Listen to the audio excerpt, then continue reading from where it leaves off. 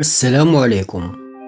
على الرغم من أن الزكام والإنفلونزا قد تفقدان المصاب بهما شهية تناول الطعام، وذلك بسبب فقدان حاستي الذوق والشم، إلا أن تناول الأطعمة الصحية الغنية بالعناصر الغذائية تساعد في تسريع عملية الشفاء، وتزود الجسم بما ينقصه من عناصر لإنتاج خلايا الدم البيضاء، والتي تعزز دفاعاته المناعية ومحاربة الفيروسات والأمراض.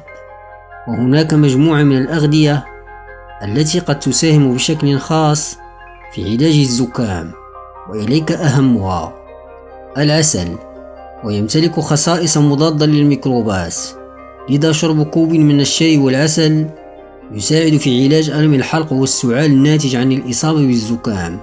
ولكن يجدر التنبيه إلى أن إعطاء العسل غير مسموح للأطفال في السنة الأولى من العمر.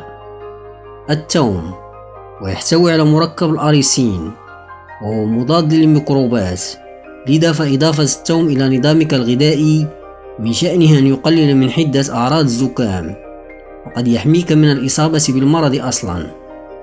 الزنجبيل، فجذور الزنجبيل لها خصائص معالجة تساعد في علاج أعراض الزكام.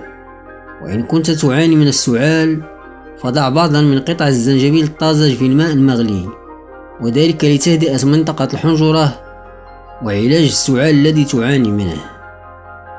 البروبيوتيك، ويعد صديق البكتيريا النافعة في المعدة، وبالتالي تناول الأطعمة الغنية بالبروبيوتيك مثل الزبادي يساعد في تعزيز عمل الجهاز المناعي ومحاربة مسبب المرض. البهارات، وتحتوي على مادة الكابسيسين، وهي معالج طبيعي للعديد من أعراض الزكام، فهذه المادة تساعد في تفكيك المخاط وبالتالي إعطاء المصاب الراحة من احتقان الأنف. الحليب، وبالأخص في حالة إضافة الكركم وبودرة الزنجبيل إليه، فهو بذلك يساعد في علاج السعال والأعراض الأخرى المرافقة له. حساء الدجاج، ويعد خيارا جيدا في حال إصابتك بالزكام. أضف للحساء بعضا من الخضروات لزيادة قدرته على تعزيز عمل الجهاز المناعي، وبالتالي محاربة مسبب المرض. والسلام عليكم.